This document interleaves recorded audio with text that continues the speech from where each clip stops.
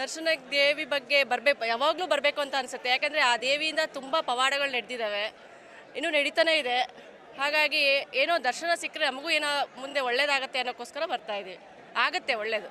ಒಂದು ಕೈ ಮುಗಿಯೋದ್ರಿಂದ ಎಲ್ಲ ಆಸೆಗಳು ಈಡೇರುತ್ತೆ.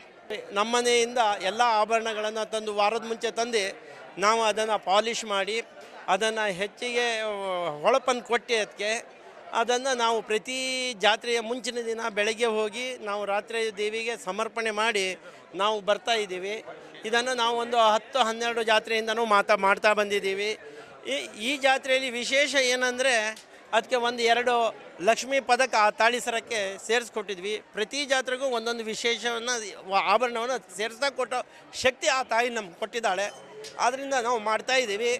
ಜೊತೆಗೆ ಈ ವರ್ಷ ನಾವು ಪಾಲಿಷ್ ಹಾಕೋದ್ರಲ್ಲಿ ಸ್ವಲ್ಪ ತಪ್ಪಿದ್ವಿ. ಅದನ್ನು ನಮಗೆ ಕನ್ಸಲ್ಲಿ ಬಂದು ನಮ್ಮ ಕೆಲಸ ಮಾಡೋವನಿಗೆ ಕನ್ಸಲ್ಲಿ ಬಂದು ನಮ್ಮನ್ನು ಎಚ್ಚರಿಸಿತ್ತು. ತುಂಬ ಜಾಸ್ತಿ ಖರ್ಚು ಬರುತ್ತೆ ಅಂತ ಹೇಳಿ ನಾವು ಮಾಡಿರಲಿಲ್ಲ.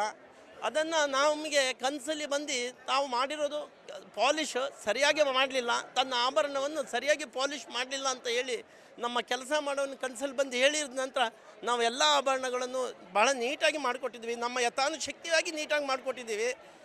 ಈ ಊರಿನಲ್ಲಿ ಹುಟ್ಟಿದ ಎಲ್ಲ ಹೆಣ್ಮಕ್ಳು ಕೂಡ ಪ್ರತಿಯೊಂದು ಜಾತ್ರೆಗೂ ಬಂದು ಈ ದೇವಿಗೆ ತಮ್ಮ ಕೃತಜ್ಞತೆಯನ್ನು ಅರ್ಪಿಸಿ ಅವರ ಬಗ್ಗೆ ಅವ್ರ ಕಡೆಯಿಂದ ಎಲ್ಲ ಆಶೀರ್ವಾದ ಪಡ್ಕೊಂಡು ಎಲ್ಲ ತನ್ನ ಏನೇನು ಅವರು ಅಂದ್ಕೊಂಡಿರ್ತಾರೆ ಅದೆಲ್ಲ ನಡೆದ್ರ ಮೇಲೆ ಅವಳಿಗೆ ಬಂದು ಕೃತಜ್ಞತೆ ಸಲ್ಲಿಸಿ ಹೋಗ್ತಾರೆ.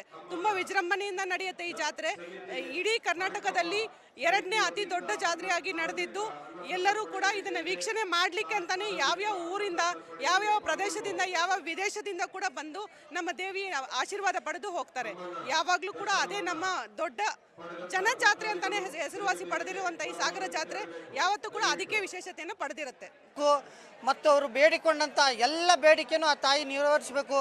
ಇಲ್ಲಿ ಈ ಊರಲ್ಲಿ ಯಾವುದೇ ಕಳ್ಳತನ, ಮೋಸ ಯಾವುದು ನಡೆಯೋದಿಲ್ಲ. ಇಲ್ಲಿ ಒಂದು ಆಡಳಿತ ಮಂಡಳಿಯಿಂದ, ಒಂದು ವ್ಯವಸ್ಥೆಯಿಂದ ಶ್ರೀ ಮಾರಿಕಾಂಬೆ ಒಳ್ಳೆ ವ್ಯವಸ್ಥಿತವಾಗಿ ಅತಿ ದೊಡ್ಡ ಜಾತ್ರೆಯಾಗಿ ವಿಜೃಂಭಿಸ್ತಾ ಇದೆ. ಶ್ರೀ ಮಾರಿಕಾಂಬೆಗೆ ದೊಡ್ಡದೊಂದು ಬೆಳ್ಳಿ ಮಂಟಪ ಇದೆ ಮತ್ತು ಬಂಗಾರದ ಮುಖವಾಡ ಇದೆ. ಶ್ರೀ ಮಾರಿಕಾಂಬೆಗೆ ಒಂದು 8 ಎಕರೆ ಜಾಗದಲ್ಲಿ ಈಗಾಗಲೇ ಸ್ಕೂಲು, ಕಲ್ಯಾಣಪ ಎಲ್ಲ ನಡೀತಾ ಇದೆ. ಹಿಂದಿನಿಂದ ಬಂದಿರತಕ್ಕಂಥ ಪ್ರತಿಯೊಂದು ಶಾಸ್ತ್ರ, ಮರ ಕಡಿಯೋದು ಇರ್ಬೋದು, ಆಮೇಲೆ ಅಂಕೆ ಹಾಕೋದು ಇರ್ಬೋದು, ಆಮೇಲೆ ಪೋತರಾಜನವ್ರಿಗೆ ಅಂಕೆ ಹಾಕಿದ ಮೇಲೆ ಅವರು ಮತ್ತು ಅವ್ರ ಮೇಲೆ ದೇವ್ರು ಬಂದು ತಾಯಿಯನ್ನು ಎಬ್ಬಿಸ್ಕೊಂಡು ತವ್ರ ಮನೆಯಿಂದ ಗಂಡನ ಮನೆಗೆ ಬರ್ತಾಳೆ. ಆ ರಾಜಬೀದಿ ಉತ್ಸವದಲ್ಲಿ ಈ ದಿನ ಗಂಡನ ಮನೆಯಲ್ಲಿ ಕೂತಿದ್ದಾಳೆ. 4ನೇ ತಾರೀಕಿಂದ 11ನೇ ತಾರೀಕುವರೆಗೆ ವಿಜೃಂಭಣೆಯಿಂದ ಜಾತ್ರೆ ನಡೆಯುತ್ತೆ. ಪ್ರತಿದಿನ ನಮ್ಮ ದೇವಸ್ಥಾನದ ಕಮಿಟಿಯಿಂದ ಪ್ರತಿದಿನ ಬೆಳಗ್ಗೆ ತಿಂಡಿ, ಮಧ್ಯಾಹ್ನ ಊಟ, ರಾತ್ರಿ ಊಟ 3 ಹೊತ್ತು ನಡೆಯುತ್ತೆ. ಆ ತಾಯಿ ಎಲ್ಲ ಭಕ್ತರಿಗೆ ಪ್ರತಿ ವರ್ಷವೂ ಆ ಶಕ್ತಿಯಿಂದ, ತಾಯಿ ಶಕ್ತಿಯಿಂದ ಪ್ರತಿದಿನ ಅವ್ರು ಏನು ಬೇಡ್ಕೊಂಡಿದ್ದಾರೆ ಆ ವರವನ್ನು ಅವಳು ಕೊಟ್ಟಿದ್ದಾಳೆ. ಆ ಕೊಟ್ಟಿದ್ದರಿಂದ ಪ್ರತಿ ವರ್ಷವೂ ಜನಸಾಗರನೇ ಬರ್ತಾಯಿದೆ. 9ನೇ ದಿವಸ ಗಾವುಗುರಿ ಅಂತ ಮಾಡ್ತಾರೆ. ಗಾವುಗುರಿ ಇದು ಈಗ ಗಾವುಗುರಿ ಚಿಗಿಯಲ್ಲ, ಅದರ ಬದಲಿ ಬೂದುಗುಂಬಳಕಾಯಿನ ಚಿಗಿದು ಭೂಮಿ ಒಳಗೆ ಹುಗಿದು ಅದನ್ನು ಇದು ಮಾಡಿ 9ನೇ ದಿವಸಕ್ಕೆ ಮಾರಮ್ಮನ ಕಾಡಿಗೆ ಹೋಗಿ ಬಿಟ್ಟು ಬರ್ತಾರೆ. ಅಲ್ಲಿಗೆ ಜಾತ್ರೆ ಮುಗೀತು. ಅಂದ್ರೂ ಜಾತ್ರೆ ಜನ ಇರ್ತಾರೆ, ತುಂಬ ಚೆನ್ನಾಗಿ ನಡೆಯುತ್ತೆ. ನಾವು ಸಣ್ಣವ್ರು ಇನ್ನೂ ಚೆನ್ನಾಗಿರುತ್ತೆ. ಈಗ ಕಾಡೆಲ್ಲ ಕಮ್ಮಿಯಾಗಿ ಎಲ್ಲ ನಾಡಾಗ್ಬಿಟ್ಟಿರೋದಕ್ಕೆ ಜನ ಜಾಸ್ತಿ ಬರ್ತಾ ಇದ್ದಾರೆ. ಸ್ವಲ್ಪ ಕಷ್ಟ ಆಗತ್ತೆ ಜನ ಕಂಟ್ರೋಲ್ ಮಾಡೋಕ್ಕೆ, ಅಂದ್ರೂ ವ್ಯವಸ್ಥೆ ಚೆನ್ನಾಗಿದೆ.